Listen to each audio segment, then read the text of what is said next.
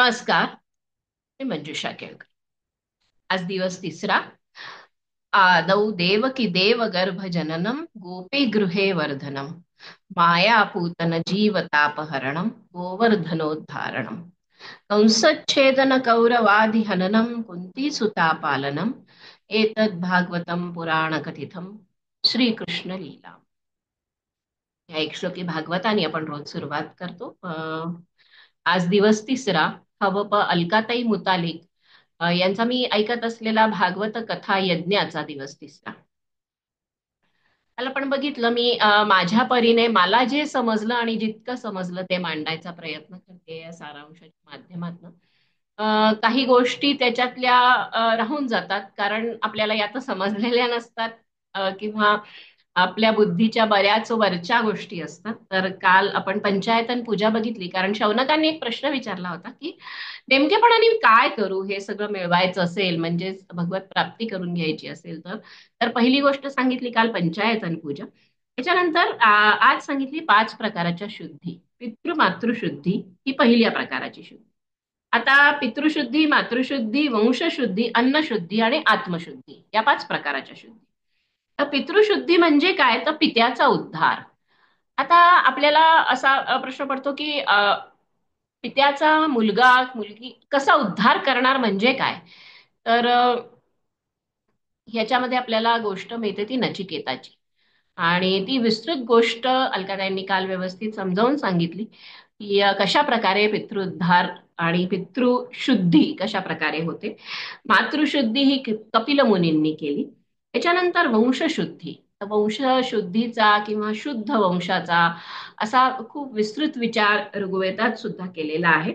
आणि त्याच्यामध्ये जो मला मतितार्थ कळला तो म्हणजे की वंश विचार केला पाहिजे म्हणजेच विचारपूर्वक वंश निर्माण केला पाहिजे. आणि त्याच्यासाठी आपल्या इथे जे काही संस्कार आहेत की विचार करून मुलीनी आणि मुलांनी की आता आपल्याला संतती हवी आहे त्या हिशोबाने आपली मनोस्थिती जी आहे की हे नारायणा माझ्या पोटी जन्माला ये असा दोघांनीही विचार करून त्या संततीची निर्मिती केली पाहिजे. मग शुद्ध वंश तयार होतो आणि ही वंशशुद्धी. त्याच्यानंतर अन्नशुद्धी जी आपल्याला असंख्य प्रमाणात सांगितली जाते की स्वयंपाक करत असताना रामाचं नाव घ्यावं किंवा आपण जे काही तयार करतोय ते राम तुझ्याच साठी जणू काही आहे म्हणजे आपला रोजचा स्वयंपाक सुद्धा प्रसाद स्वरूप होईल. आणि ही झाली अन्नशुद्धी आणि त्याच्यानंतर आत्मशुद्धी. आत्मशुद्धी कशी करायची तर श्रवण मनन चिंतनम निधिध्यासनम ध्यान धारणा वगैरे ह्या सगळ्या पायऱ्या त्यांनी काल अतिशय सुंदर समजावून सांगितल्या. आणि मग त्याच्यानंतर बघितलं आपण की नाम जे आहे त्या नामाचे 4 टप्पे. त्याच्यात सख्य भक्ती म्हणजे काय समर्थांनी अतिशय सुंदर सांगितलेली सख्य भक्ती की आपण जेव्हा देवाचं नाव घेतो आणि इतकी सवय होते आपल्याला देवाचं नाव घ्यायची किंबहुना तितकीच सवय देवाला सुद्धा होते आपल्याकडनं नाम ऐकून घ्यायची. तादात्म्य स्थापित होतं. आणि जर एखाद दिवशी भक्त विसरला तर जणू काही भगवंतानी प्रेमाने येऊन सांगावं की अरे आज तू माझं नाव घ्यायला विसरलास का काय झालं. तर ह्याला म्हणतात सख्य भक्ती. ही भक्ती सुद्धा अतिशय सुंदर सांगितली. मग जप जे आहे त्याच्यामध्ये 3 भाग. यंत्र तंत्र आणि मंत्र. यंत्र म्हणजे आपलं शरीर, तंत्र म्हणजे कसं करायचं ह्याची पद्धत आणि मंत्र अर्थातच सद्गुरु जे सांगेल ते. आणि आपण ज्याचा संग करतो त्याचाच आपल्याला रंग चढतो. मंत्र वैखरीने म्हणण्याचा काय बरं फायदा तर जेव्हा आपण मंत्र वैखरीने म्हणतो तेव्हा त्याला एक ताल आणि लय ऑटोमॅटिकली प्राप्त होते.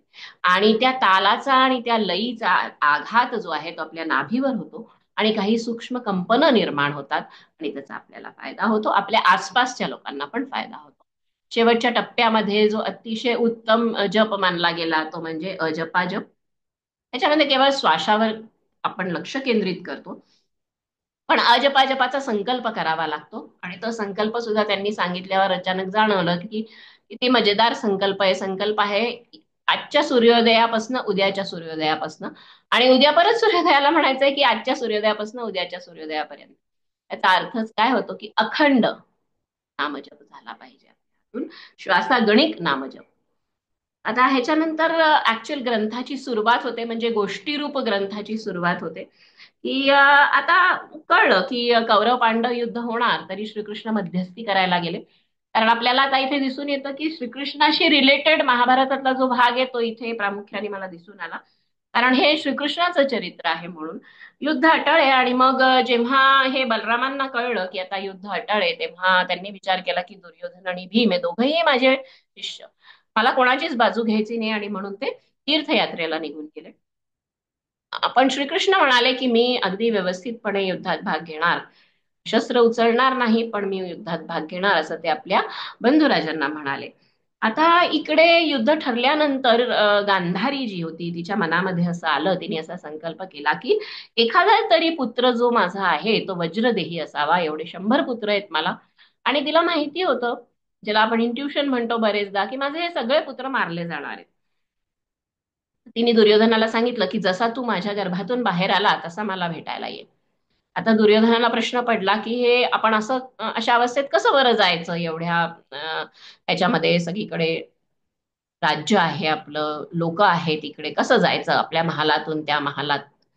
तर त्यांनी पहाटे ब्रह्ममुहूर्ताची वेळ निवडली, आणि तेव्हाच नेमके श्रीकृष्ण तिथे प्रकटले. आणि दुर्योधनाला त्यांनी विचारलं की का रे बाबा असा का. तर म्हणे आईकडे असं असं आई निरोप आलाय मातेचा. त्यांनी खूप त्याला समजावून सांगितलं की आता तू मोठा झाला आहेस वगैरे वगैरे. आणि पटलं ते दुर्योधनाला, आणि त्यांनी एक केळ्याचं पान जे आहे ते आपल्या कमरेला बांधलं. आणि गांधारीने त्याला पाहून जसेच डोळे उघडले त्याचा देह वज्र करण्यासाठी, तसंच त्याचा जो कटी भाग आहे तिथे तिची दृष्टी पडली नाही. आणि म्हणून गांधारीला समजलं की आता तिने दुर्योधनाला सांगितलं की तुझा जो भाग मी पाहिलेला नाही, तोच भाग, त्याच भागावरती आघात होऊन तुझी मृत्यू येणार. आणि नंतर मग भर युद्धामध्ये अर्जुनाचा मोहभंग केला त्यांनी, गीता सांगून. 18 दिवस युद्ध चाललं, कौरवांचा नाश झाला, राज्य पांडवांच्याकडे आलं. आणि त्याच वेळेस अश्वत्थामा जो सुडाच्या बुद्धीने अगदी जळफळट करत होता, तेव्हाच मध्ये त्यांनी द्रौपदीच्या 5 पुत्रांना मारलं. आणि त्या 5 पुत्रांना मारून अगदी अतिशय अमानुषपणे त्यांनी त्या 5 पुत्रांना मारलं. आणि त्यांची कापलेली शिरं घेऊन तबकात सजवून, तो दुर्योधन अजून मेलेला नव्हता, त्याच्याकडे जाऊन त्याला दाखवलं की माझा जो मालक आहे तो शेवटच्या क्षणी त्याला मी आनंदाने मृत्यूला सामोरा जाण्यासाठी काहीतरी करतो, अशा पद्धतीने घेऊन गेला. पण दुर्योधन त्याला म्हणाला की अरे तुला ह्यांना मारताना काही वाटलं नाही का, कारण आपण जेव्हा झोपेत असतो तेव्हा अगदी आपण निष्पाप असतो, आणि आपलं देवाशी तादात्म्य स्थापित झालेलं असतं, त्यामुळे तोही आनंद त्याला मिळाला नाही. आणि मग तो पळत पळत काशीला जाऊन गंगेच्या खाली लपून बसला. आता इकडे जेव्हा मृत्यू झाल्याचं सगळ्यांना कळलं, तेव्हा मग श्रीकृष्णाने बघितलं की कोणी मारलं, अश्वत्थाम्याने मारलं. हे कळल्यानंतर अर्जुन आणि श्रीकृष्ण गेले गंगेच्या तिथे, आणि अश्वत्थाम्याला बाहेर काढलं. बाहेर काढल्यानंतर ते त्याला मृत्यूदंड देणारच, पण मारून टाकणारच होते. पण त्यांच्या मनात विचार आला की हा सर्वात मोठा अपराधी तर द्रौपदीच आहे, तर म्हणून ते त्याला द्रौपदीकडे घेऊन आले. द्रौपदीकडे घेऊन आल्यानंतर त्यांनी तिलाच सांगितलं की तूच आता ह्याला शिक्षा कर, तुझ्याच 5 पुत्रांना मारलंय. तर इथे आपल्याला द्रौपदीचं जे कॅरेक्टर आहे महाभारतातलं, आपण वस्त्रहरणापुरतं मर्यादित ठेवतो, पण तो जे पात्र आहे त्याची उंची खूप मोठी आहे. आणि द्रौपदी इथे म्हणते की सोडून द्या ह्याला, कारण पुत्रवियोगाचं जे दुःख आहे ते माझ्यापेक्षा जास्त कोण जाणतं, आणि ह्याचे वडील नाहीयेत आता, पण ह्याची आई अजून जिवंत आहे, त्यामुळे तिला पुत्रशोक नको, आणि म्हणून ह्याला सोडून द्या.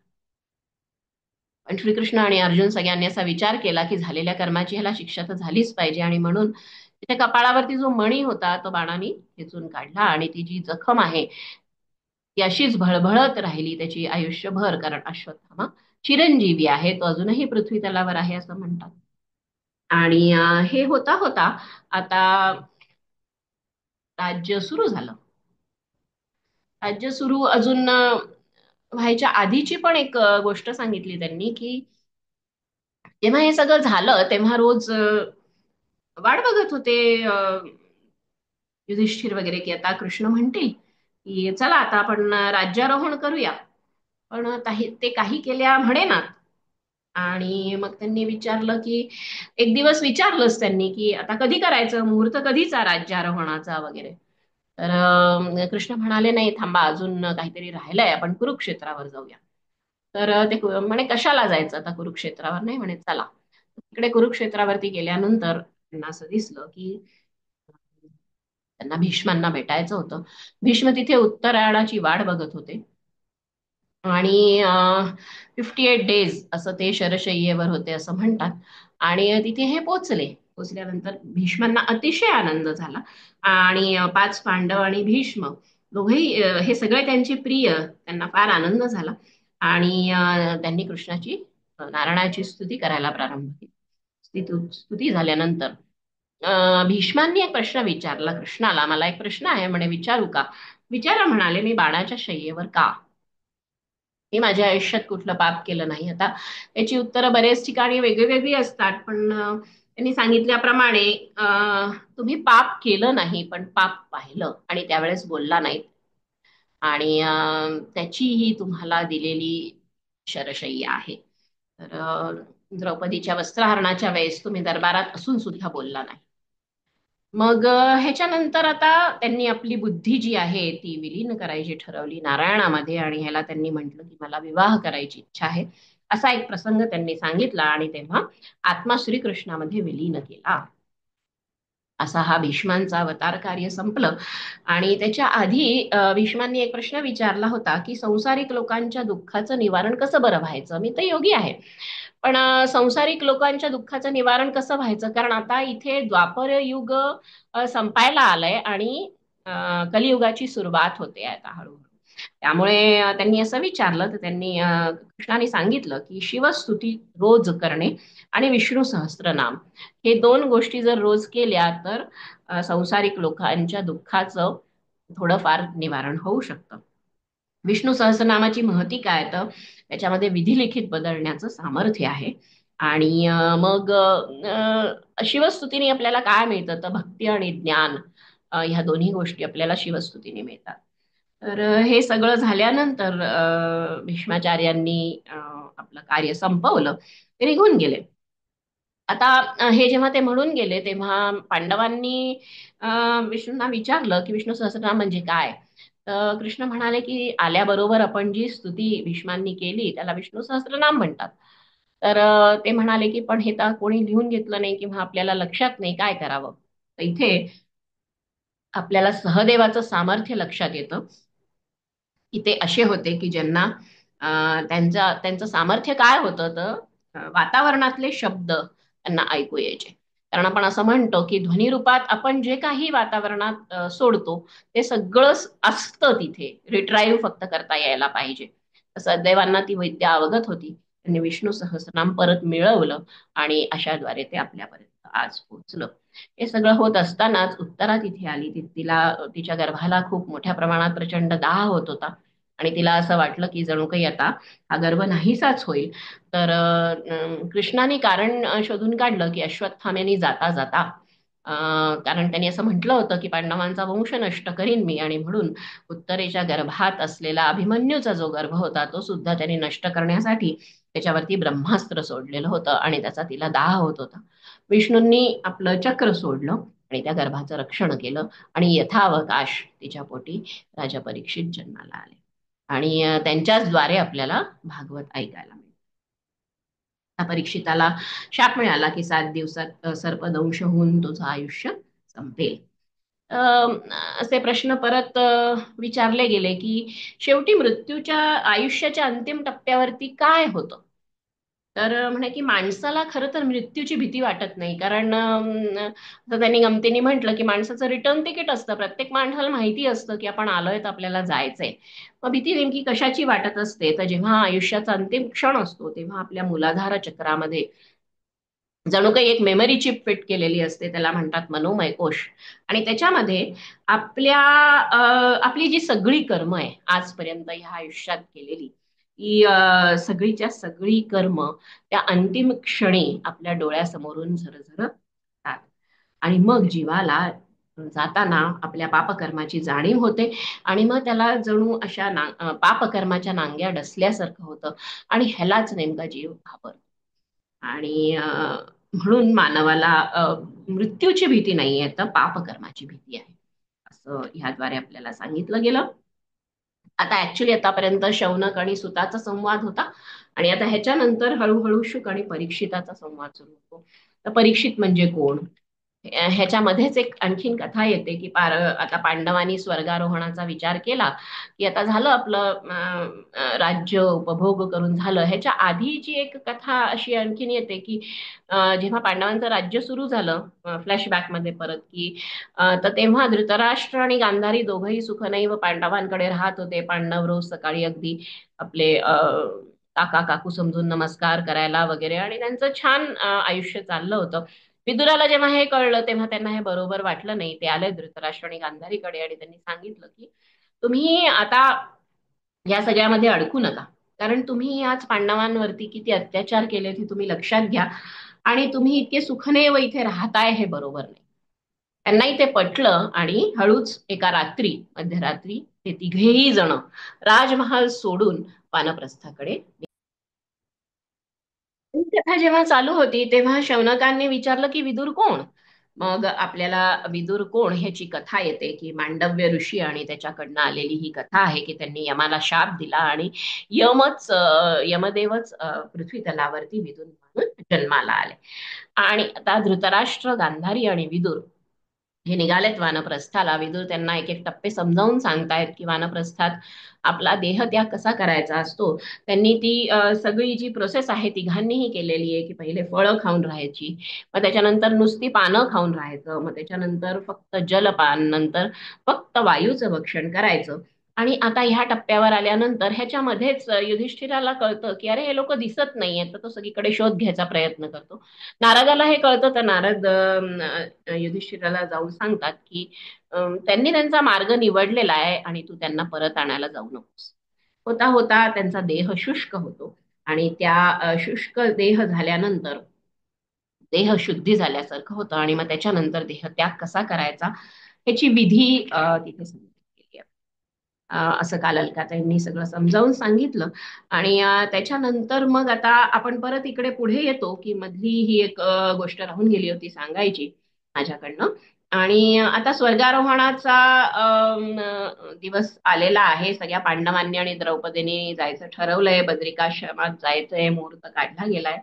द्रौपदीला काही केल्या शांती लाभत नव्हती. त्या 5 लोकांना शांती होती, आता आपल्याला उद्या जायचंय सगळ्यांना माहित होतं. पण द्रौपदीला अजूनही मनात असं वाटत होतं की मला अश्वत्थाम्याची माफी मागायची आहे. त्याप्रमाणे तिने मानसिक रूपे प्रार्थना केली. अश्वत्थामा रात्री आला.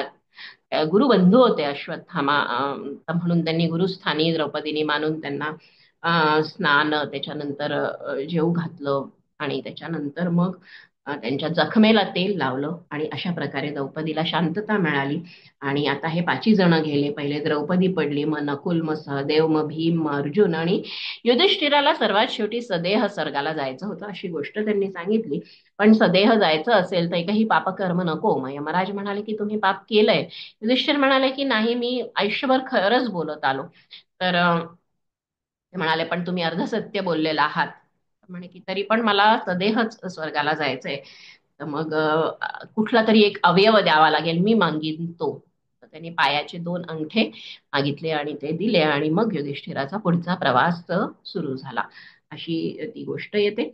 आणि परीक्षिताचं मग वर्णन केलंय की परीक्षित म्हणजे कोण, की आपण मागे पाहिल्याप्रमाणे उत्तरेला गर्भदाह होत असताना नारायणाने चक्र सोडलं होतं आणि त्यामुळे परीक्षित गर्भात असतानाच अखंड नारायणाचं दर्शन होत होतं त्याला, कारण नारायणाने वेढूनच राहिलेला असा तो परीक्षित. आता प्रश्न असा पडतो की मग हा एवढा उच्च स्थितीतला आत्मा, ज्याला प्रत्यक्ष भगवंतानी आपल्या चक्रामध्ये किंवा आपल्या पंखाखाली घेतलं, अशा व्यक्तीला शाप का मिळाला? तर त्याचं मग सांगितलं की परीक्षिताला शाप का मिळाला आणि त्या योगे आपल्याला हा समजावण्याचा प्रयत्न केला. प्रत्येक जीवाला 4 प्रकारचे मद असतात.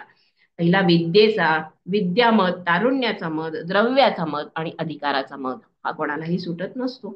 आणि म्हणून त्या योगे जेव्हा परीक्षित शिकारीला गेला होता एकदा, ती आपल्याला सगळ्यांना गोष्ट माहितीये की शमीक ऋषी तिथे समाधी स्थितीत होते. त्याला खूप तहान लागली होती. त्याला वाटलं की अरे मी एवढा राजपुत्र आणि माझ्याकडे बघत पण नाही. आणि त्याला थोडासा अधिकाराचा मद आला आणि त्या मधामध्ये त्याने तिथे एक मेलेला साप होता, ते ऋषींच्या गळ्यात घातला. ऋषींना काहीच पत्ता नाही, कारण ते समाधीस्थ होते. बरीच वर्ष लोटली त्याच्यानंतर त्यांचा जो मुलगा अशृंगी ऋषी, तो परत आल्यानंतर त्यांनी बघितलं की आपल्या वडिलांच्या गळ्यामध्ये असा साप आहे आणि वडील तर समाधीस्थ आहे, त्यांना काही कळणं शक्यच नाही. मग त्यांनी अंतर्ज्ञानाने जाणलं, कोणी हे केलं, परीक्षिताने केलं. तर त्यांनी जल घेतलं, कमंडलूतनं त्या जलाला अभिमंत्रित केलं आणि जलाला अभिमंत्रित करून पाणी इथूनच शिंपडलं. परीक्षिताला कळलं की आपल्याला शाप मिळाला. आणि तो जो शाप आहे तो त्याला 7 दिवसात तक्षक येऊन दंश करेल असं त्याला समजलं. आता परीक्षिताने काही विचार न करता अनशन सुरू केलं. अनशन केल्यानंतर तो ज्ञानप्राप्तीसाठी गंगातीरी आला. गंगातीरी आल्यानंतर सर्वात पहिलं जे त्यांनी केलं असेल, जे मला माहिती नव्हतं किंवा असं कधी ऐकलेलं नव्हतं, की त्यांनी ह्याच्यावरती येऊन, गंगा तीरावरती येऊन सगळ्यांसमोर जे काही ऋषी मुनी लोक होते त्याच्या सगळ्यांसमोर आपला गुन्हा कबूल केला, की हो मी असं असं केलं होतं. आणि मग त्यांनी सगळ्यांना सांगितलं, सगळ्यांना विचारलं की आता मृत्यूच्या आधी मला आत्मज्ञान व्हावं अशी आपण काहीतरी सोय करा. तर मग तिथे असलेल्या उपस्थित ऋषीजनांनी सांगितलं की त्याच्यासाठी आधीच तुझ्यासाठी शुकमुनींची व्यवस्था केलेली आहे. शुकमुनींना पाहून, जे मातेच्या गर्भात असं म्हणतात 16 वर्ष राहिले होते आणि अतिशय दैदिप्यमान असं तेज होतं त्यांचं, त्यांना परीक्षितांनी दंडवत केला आणि प्रार्थना केली की माझा देह तीर्थाप्रमाणे आपण पवित्र करावा. आणि आता इथून परीक्षित आणि शुक संवाद सुरू होतो.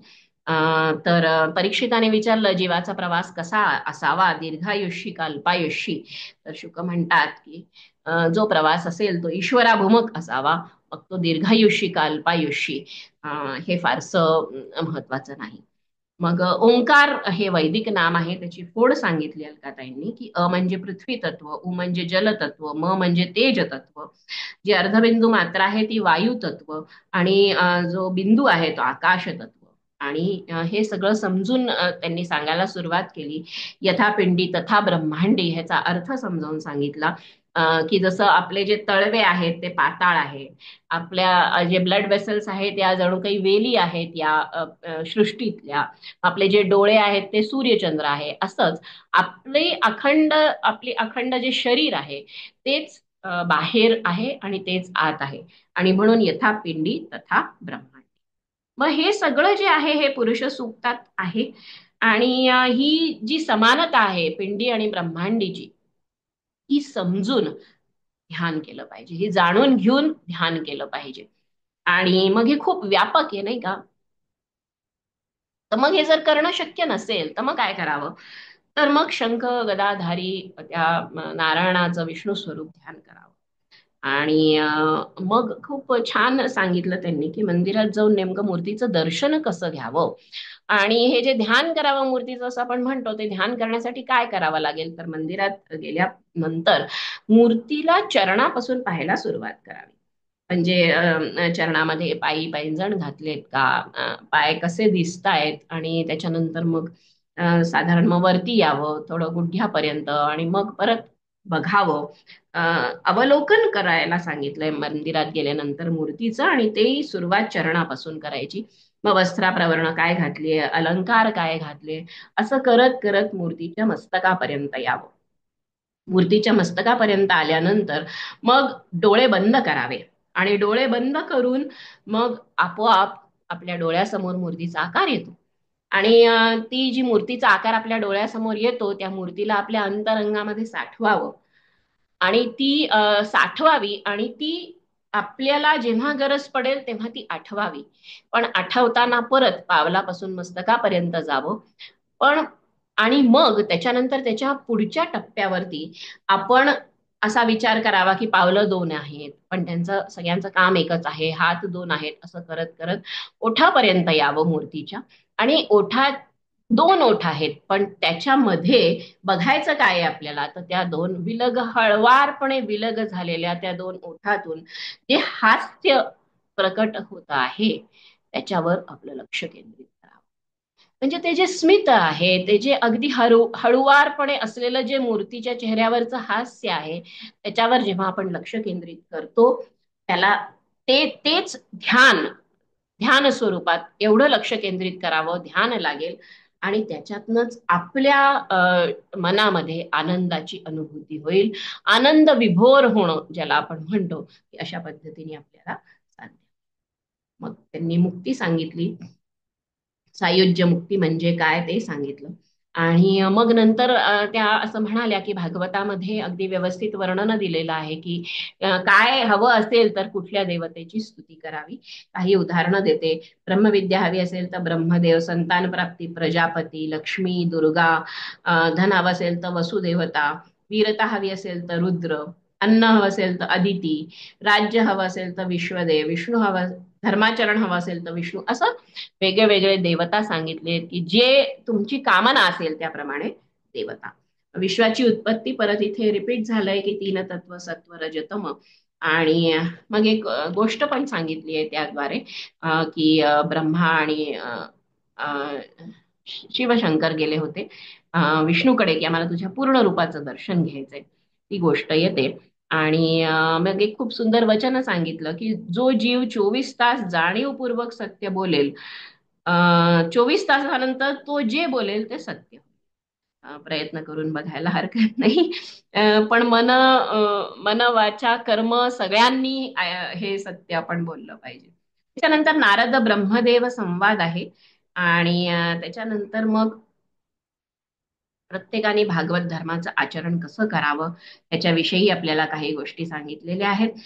की हे भगवत धर्म म्हणजे काय, की जसं मला जगण्याचा अधिकार आहे तसाच जड चेतन प्रत्येक व्यक्तीबरोबर त्याला पण अधिकार आहे. आणि हे समजून जाणीवपूर्वक जपून केलेली कृती हाच भगवत धर्म आहे. आणि हीच भगवंताला प्राप्त करण्याचा हाच मार्ग आहे. मग खूप योग सांगितले गेले. ज्ञान कर्म, हठयोग म्हणजे काय तर 6 चक्रांवरती ध्यान केंद्रित करणे. त्याच्यानंतर राजयोग म्हणजे काय, त्याच्यानंतर म्हणजे देह जो आहे तो स्थूल देह कसा ओलांडायचा, सूक्ष्म देह कसा ओलांडायचा, झोप म्हणजे काय, महाकारण देह म्हणजे सोहमचं चिंतन. आणि हे सगळं करून हे सगळं मी नाही आणि त्या पलीकडेच मी आहे हे जाणून घेणे, ही अशी राजयोग साधने ची गती आहे. त्याच्यानंतर ध्यान धारणा म्हणजे टोटल 19 तत्व मी नाही. आणि मनाचं मन कसं जाणून घ्यावं, सूक्ष्म देह कसा ओलांडावा, असं एकूण त्यांनी सांगितलं. हे मला काही खूप सगळंच कळलं असं नाही. त्यामुळे एवढंच मी सांगू शकते, क्षमस्व. त्याच्यानंतर नाम त्यांनी मग म्हटलं की नाम साधनेला अजिबात पर्याय नाही. तो सच्चिदानंद परमात्मा आहे. आणि मग नाम घेतो मग काय म्हणजे काय घडतं, नाम घेतो, नाम घेता घेता घडतं काय आपल्या आतमध्ये. पहिले अनुकूलता येते म्हणजे आनंद तत्वाची प्राप्ती होते. आणि ते आनंद आपल्याला मिळायला लागल्यानंतर आपल्याला परत नाम घ्यायची आणखी इच्छा होते. आणि मग नाम घेता घेता अशी एक स्थिती येते जेव्हा त्याला नामी दिसायला लागतो, त्याचं तो नाम घेतोय. आणि मग नाम कसं घ्यावं हे कोणाकोणाकडनं तरी कळत जातं. आणि मग तो आणखीन नाम घेतो. आणि मग त्याला जळी स्थळी सगळीकडे नामी दिसायला लागतो. आणि मग सद्गुरूंचा शोध घेतो तो. आणि शेवटी ह्याच्यामध्ये त्याची प्रगती होत जाते. मग भागवताचे विषय सांगितलेत, भागवताचे 10 विषय. तर 10 विषयात पहिला सर्ग, पंचमहाभूतांच्या सहाय्याने स्थावर जंगम गोष्टी निर्माण केल्या त्याला सर्ग म्हणायचं. त्याच्यानंतर विसर्ग, मग ही विराट सृष्टी निर्माण केली, माया निर्माण केली. मग स्थान, झोपून उठल्यावर जी आपल्याला जागृती होते. त्याच्यानंतर पोषण, मन्वंतर, उती, ईशानुसंधान, निरोध, मुक्ती आणि आश्रय. हे मला काही फारसे समजलेले नाही डिटेल ह्याचं. हे झाले आपले भागवताच्या 10 विषय. त्याच्यानंतर 10 सर्ग थोडेफार समजले की सृष्टी ह्या 10 सर्गांनी तयार केलेली आहे. पहिले म्हणजे समिष्टी म्हणजे समाज. त्याच्यानंतर स्वर्ग, महत्त्व, अहंकार वगैरे. मग त्याच्यानंतर पुढचा सर्ग आहे तो शब्दाबद्दल सांगतो. चौथा सर्ग जो आहे तो ज्ञानेंद्रिय, कर्मेंद्रिय, मन यांची उत्पत्ती कशी झाली हे सांगतो. 5वा सर्ग सात्विक अहंकारापासून तयार झालेल्या देवता. 6वा सर्ग अविद्या आणि सगळे त्याच्यापासून तयार झालेले विकार. मग 6 प्रकार आहेत. पुढचा सर्ग आहे 7वा, त्याच्यामध्ये वृक्षाचे प्रकार सांगितले. ते मला कळलं म्हणून थोडंफार सांगते की 6 प्रकारचे वृक्ष असतात. एक फुला वाचून फळं देणारी. मग नेक्स्ट आहे की जो एकदा फळ आलं की नाश पावतं. त्याच्यानंतर वेली, वृक्षाच्या आधाराने वाढणाऱ्या वेली. मग त्याच्यानंतर कठीण त्वचा असलेले वृक्ष जसं बांबू वगैरे. मग वेली जमिनीवर सरपटणाऱ्या वेली जसं भोपळा वगैरे. मग मग त्याच्यानंतर आपण जे नेहमी बघतो ते की पहिले फुलं येतात, मग फळं येतात, मग त्याच्यातनं त्याला बी येते आणि मग त्याच्यापासून परत वृक्ष उत्पन्न होतात. असे हे 10 प्रकाराचे वृक्ष 7व्या सर्गात सांगितले. मग 8व्या सर्गामध्ये आडवा आहार घेणारे पशु, म्हणजे जे आडवं राहून आहार घेऊ शकतात ते पशु. मग त्याच्यानंतर वरून खाली आहार घेणारे, म्हणजे जे थोडक्यात इरेक्ट असतात, सरळ उभे राहतात, मानव, वानर किंवा पक्षी. आणि त्याच्यानंतर मग 10वा आणि शेवटचा सर्ग आहे की देवतत्वाने आणि मनुष्यत्वाने येणारे काही अवतार ह्यांचं वर्णन. आणि खूप सुंदर एक त्यांनी एक्झाम्पल सांगितलं की रामावतार जो आहे तो अनुकरणीय आहे, की त्याच्यासारखं वागणं आपल्याला शक्य आहे. कृष्ण अवतार जो आहे तो अनुसरणीय आहे, त्याचे आपण फक्त विचारच घेऊ शकतो. त्याच्यासारखं व्हायचा आपण प्रयत्न करू नये, कारण तसं शक्य नाहीये. आणि म्हणूनच किंबहुना मला असं वाटतं रामाला मर्यादा पुरुषोत्तम म्हणतात आणि कृष्णाला पूर्ण अवतार. तर धन्यवाद. तिसऱ्या दिवशीचा सारांश इथेच संपवते. नमस्कार. गोपाल कृष्ण भगवान की जय.